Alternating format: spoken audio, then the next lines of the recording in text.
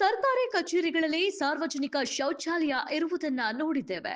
ಆದ್ರೆ ಮಾನ್ವಿ ಕಂದಾಯ ಕಚೇರಿಯಲ್ಲಿ ಸಾರ್ವಜನಿಕ ಶೌಚಾಲಯ ಇಲ್ಲದ ಕಾರಣ ಸಿಬ್ಬಂದಿಗಳು ಸೇರಿದಂತೆ ಸಾರ್ವಜನಿಕರು ಸಹ ಕೋರ್ಟ್ಗೆ ತೆರಳಿ ಬಾಧೆ ನಿವಾರಿಸಿಕೊಳ್ಳುವಂತಹ ದುಸ್ಥಿತಿ ಬಂದೊದಗಿದೆ.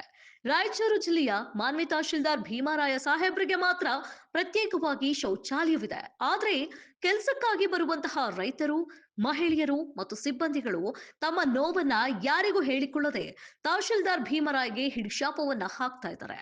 ತಹಶೀಲ್ದಾರ್ ಭೀಮರಾಯ ಅವರೇ, ನೀವು ಕಾನೂನು ತಿಳಿದವರು ಸ್ವಾಮಿ. ನಿಮ್ಮ ಕಚೇರಿಯಲ್ಲಿ ಸಾರ್ವಜನಿಕ ಶೌಚಾಲಯ ಇಲ್ಲವೆಂದ್ರೆ ಸಹ ಮಾನವ ಹಕ್ಕುಗಳು ಉಲ್ಲಂಘನೆಯಾದ್ರೂ ನೀವು ಮೌನವಾಗಿದ್ದೀರಾ ಅಂದ ಮೇಲೆ ಬಡವರ ಬಗ್ಗೆ ಕಾಳಜಿ ಇದೆಯಾ ಇಲ್ಲವಾ ಎಂಬುದು ಜನರಿಗೆ ಅರಿವಾಗ್ತಾ ಇದೆ ಎಂದು ರೈತ ಮುಖಂಡರ ಗಂಭೀರ ಆರೋಪವಾಗಿದೆ. ಕೂಡ ಎಚ್ಚೆತ್ತುಕೊಂಡು ತಾವು ಯುವಕರಿದ್ದೀರಿ. ಎಲ್ಲೋ ಒಂದು ಕಡೆ ಈ ಒಂದು ಸಾರ್ವಜನಿಕ ಶೌಚಾಲಯ ತಹಶೀಲ್ದಾರ್ ಕಚೇರಿಯಲ್ಲಿ ಇಲ್ಲ ಅಂದ್ರಿಗಿನ ಬಹಳ ಶೋಚನೀಯವಾದದ್ದು, ಬಹಳ ದುಃಖಕರದ ಒಂದು ಸಂಗತಿ ಇದು. ಯಾಕಂದರೆ ದೂರದ ಒಂದು ಹಳ್ಳಿಗಳಿಂದ ಬರ್ತಾರೆ ಜನ. ಇವತ್ತು ನಾವು ಗಂಡು ಮಕ್ಕಳು ಇವತ್ತು ಕೋರ್ಟ್ ಕೆಳಗಡೆ ಕಡೆ ಅಕ್ಕಪಕ್ಕ ನಾವು ಹೋಗ್ಬೋದು. ಹೆಣ್ಮಕ್ಳು ಎಲ್ಲಿಗೆ ಹೋಗಬೇಕು ಅದನ್ನು ತಾವು ಅರ್ಥ ಮಾಡಿಕೊಳ್ಬೇಕು. ಎಲ್ಲ ಒಂದು ಕಡೆ ಇವತ್ತು ಅಧಿಕಾರಿಗಳ ಒಂದು ಶಾಯಿತನವೋ ನಿರ್ಲಕ್ಷ್ಯ, ಇದು ಜನಪ್ರತಿನಿಧಿಗಳ ನಿರ್ಲಕ್ಷ್ಯತನವೋ ಇವತ್ತು ಎದ್ದು ಕಾಣ್ತಾ ಇದೆ. ಇವತ್ತು ಮಾನ್ವಿ ತಾಲೂಕಿನಲ್ಲಿ ಇವತ್ತು ಇದೇ ಮಾನ್ವಿ ತಾಲೂಕು ಇವಾಗ ನೂತನ ಸಿರವಾರ ತಾಲೂಕಾಗಿದೆ. ಆ ಒಂದು ನೂತನ ಸಿರವಾರ ತಾಲೂಕಿನಲ್ಲಿ ಅಲ್ಲಿ ಒಂದು ತಹಶೀಲ್ದಾರ್ ಕಚೇರಿ, ಅವಾಗ ಅಖಂಡ ಮಾನ್ವಿ ವಿಧಾನಸಭಾ ಕ್ಷೇತ್ರ ಇತ್ತು. ಅವಾಗಾದರೂ ಕೂಡ ಶೌಚಾಲಯ ಇದ್ದಿಲ್ಲ. ಇಂಥ ಒಂದು ಸಣ್ಣ ಪುಟ್ಟ ಕಾರ್ಯಗಳು ಮಾಡಲಿಕ್ಕೆ ಇವತ್ತು ಯಾಕೆ ಮೀನಮೇಷ ಎಣಿಸ್ತಾ ಇದ್ದೀರಿ?